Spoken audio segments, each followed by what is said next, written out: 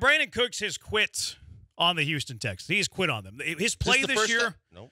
First time? But Nope. when did he quit on them before? When he got mad about Mark Ingram, and then they had to kind of clear it all up and have the come to – I don't want to say come to Jesus because Easterby's gone. But you know what I mean. He had the tweet where it didn't seem he was happy about the Mark Ingram trade, but he played. He didn't miss games, and he was productive There's last year. different ways of quitting. Yeah. This year, I don't think he's had a very good season. To me, he seemed disinterested all year long. We've seen drops from Brandin Cooks all year long.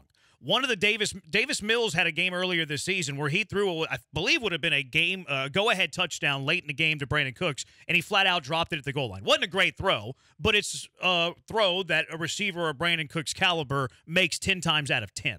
There was a play earlier this year where Davis Mills threw an interception. While the dude that intercepted the football was running the other way, Brandin Cooks threw his hands up in the air, walked off the field towards the sideline. One of the other things with Brandin Cooks, his name has come up recently in these trade rumors, and Brandin Cooks isn't somebody who likes a lot of comments on Twitter. If you go look at Brandin Cooks' likes on Twitter, some of the things that he's liked recently are like a Grambling State football game back on September 17th. He liked something else on October 12th. He liked another thing on October 18th, which, by the way, said this. Brandin Cooks, he goes Stell if not on a new team after 2 years, plus Nico Collins is the future if Houston has one. Was not added, so that means that he is searching his name on Twitter to see what people are saying about him. And then his most recent 2 tweets that he liked were tweets that mentioned his name as a possible trade target coming up with the trade deadline coming up on Tuesday, November 1st. On top of that, last week when Brandin Cooks spoke, he was defending the honor of Jack Easterby after he was fired. On top of that, Brandin Cooks today, his normal media availability day is today. He was scheduled to talk today. I get the Houston Texans emails. And if you go to YouTube, the Houston Texans YouTube channel, where they post said press conference videos, it says Houston Texans, Lovie Smith, Davis Mills, and Brandin Cooks meet with the media after practice. Brandin Cooks' picture is on the little, preview picture before you click on the video on YouTube.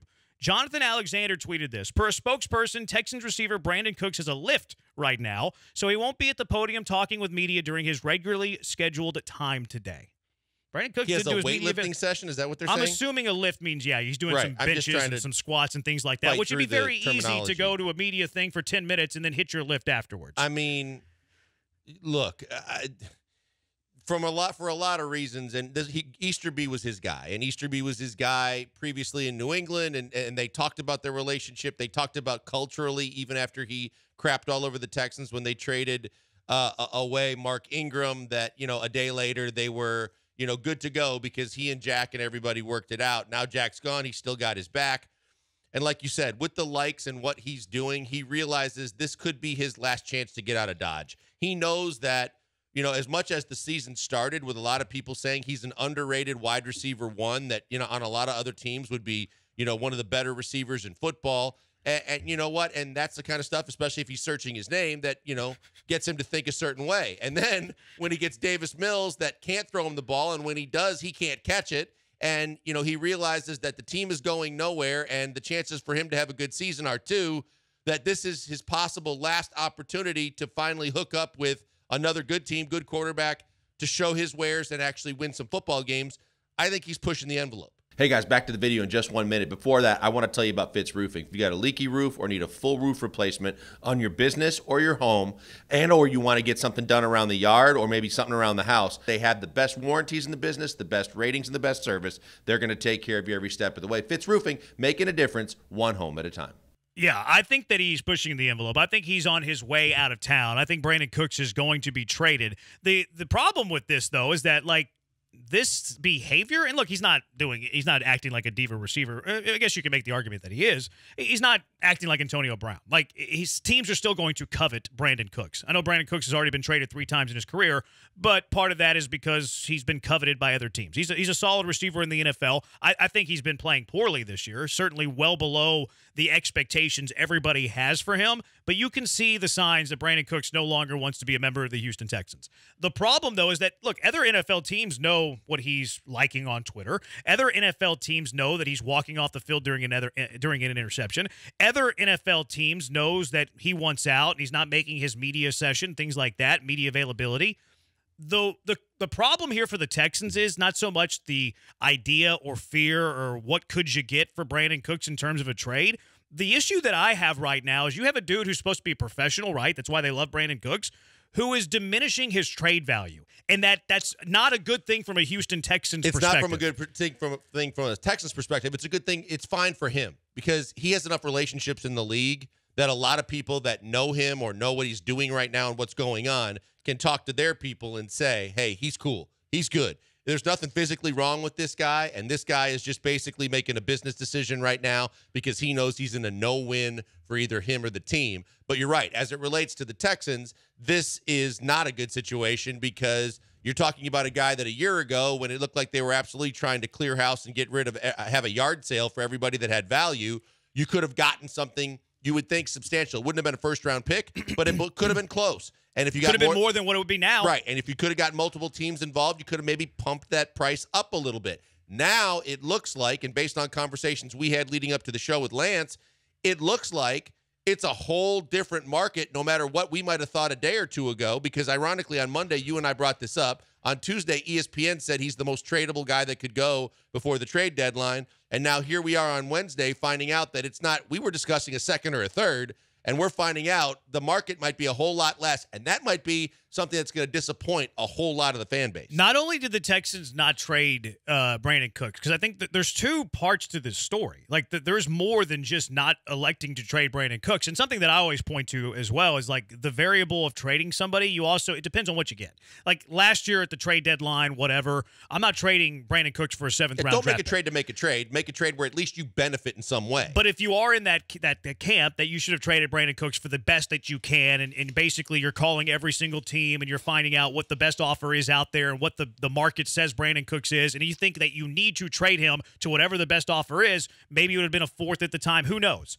But to compound that, Nick Caserio signed him to an extension. Yep. So not only did he elect to not trade him, Nick Caserio also elected to sign Brandin Cooks to an extension that has a dead cap figure on the Texans. If they were to trade him, this is the dead cap that would be on it, of $43.5 million.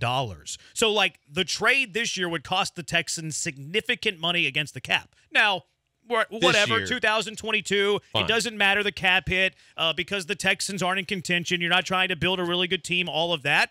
Well, if you go to next season, his dead cap's still $34 million.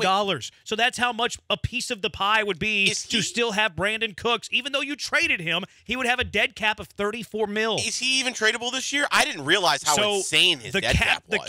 The dead cap is it hurts the team that traded him. Right. The cap hit is what impacts the team that trades for him. His cap hit this year is actually pretty reasonable. Right.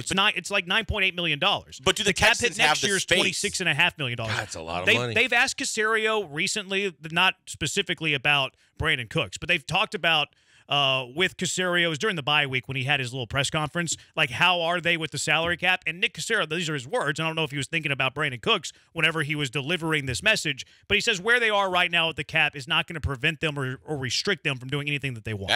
And you can also reconfigure deals before you trade them to make it easier, things like that. Now, not too much, but he still has a $34 million dead cap next year. The team that would be acquiring Brandin Cooks has taken a cap hit this year, like less than $10 million. Not a huge number. But next year, $26.5 million. And if they cut him, then... Cut or trade. See, so what I'm saying, said team trades for him. Right. The Texans are on the hook for the dead cap. Let's say the Packers. Right, say the Packers, right? Because you know that I would say it anyway. And then the Packers, they're fine with the salary for this year. Sure, but at the end of the year, they don't want to pay him $26 million. But if they cut him, then they have that dead cap on theirs as well. $34 million. Oh, boy. That changes everything. Yeah. Now, it might be their cap hit, actually. I think it's the cap hit at that point. Because the Texans would have already paid. The Texans would absorb the dead cap of 34. Now, they would still be on the books for the cap hit of $26 million. Okay. So that's still significant. It is a big It's not chunk. 34, but it is that's 26. A large sum of money. So the finances are also in play when it comes to Brandin Cooks. The productivity of Brandin Cooks hasn't been there. I think the Texans receiver has quit on the Texans. What is the least that you would take back in a trade for Brandin Cooks?